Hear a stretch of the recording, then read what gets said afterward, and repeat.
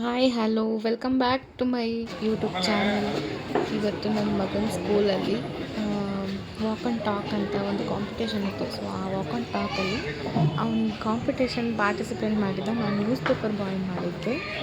So ಅವನೇನು ಮಾತಾಡ್ತಾನೆ ಅಂತ ನೀವೇ ನೋಡಿ.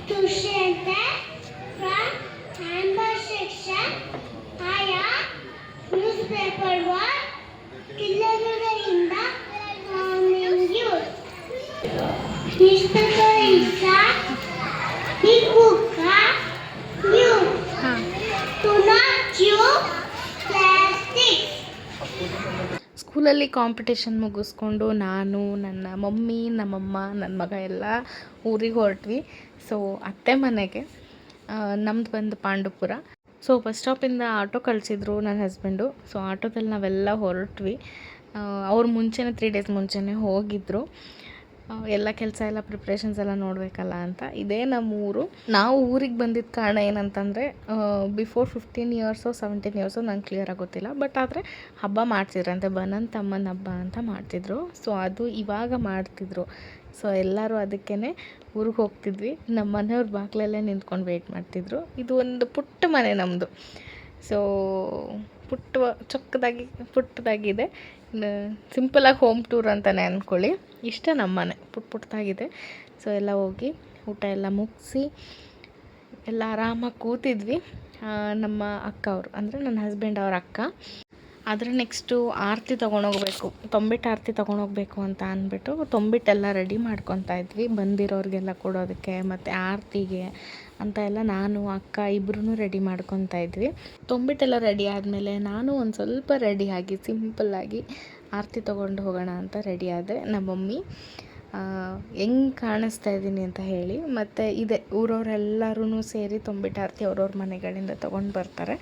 ಸೊ ದೇವ್ರು ಎಲ್ಲಿ ಕೂರಿಸಿರ್ತಾರೋ ಅಲ್ಲಿಗೆ ತೊಗೊಂಡು ಹೋಗ್ತಾರೆ. ಮತ್ತು ದೇವ್ರನ್ನೆಲ್ಲ ಕರ್ಸ್ಕೊಂಡು ಬಂದಿರೋದೆಲ್ಲ ನೆಕ್ಸ್ಟ್ ಹಾಕ್ತೀನಿ ಕ್ಲಿಪ್ಪಿಂಗ್ಸು. ನನಗೆಲ್ಲ ಲಾಸ್ಟ್ ಮೂಮೆಂಟಲ್ಲಿ ಸಿಕ್ಕಿರೋದು ಇದೆಲ್ಲ, ಓಕೆನಾ. ತುಂಬ ಲೇಟಾಗಿ ಅಪ್ಲೋಡ್ ಮಾಡ್ತಾಯಿದ್ದೀನಿ ವೀಡಿಯೋನ, ಬಟ್ ಸಾರಿ ಫಾರ್ ದಟ್.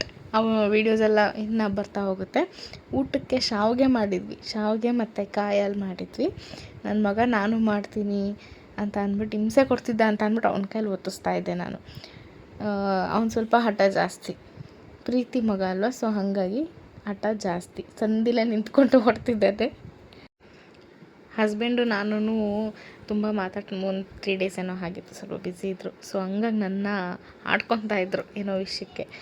ಆ ಸೈಕಲ್ ಗ್ಯಾಪಲ್ಲಿ ಹಾಗೆ ನೋಡೋಣ ಅಂತ ಅಂದ್ಬಿಟ್ಟು ಒಂದು ವೀಡಿಯೋ ಮಾಡ್ಕೊಂಡಿದ್ದೀನಿ ಅಷ್ಟೇ, ಜಸ್ಟ್ ಫಾರ್ ಫನ್. ಇದು ನನಗೆ ಆಡ್ಕೊಳ್ಳೋದು ಅಂದರೆ ಅವ್ರಿಗೆ ತುಂಬಾ ಇಷ್ಟ.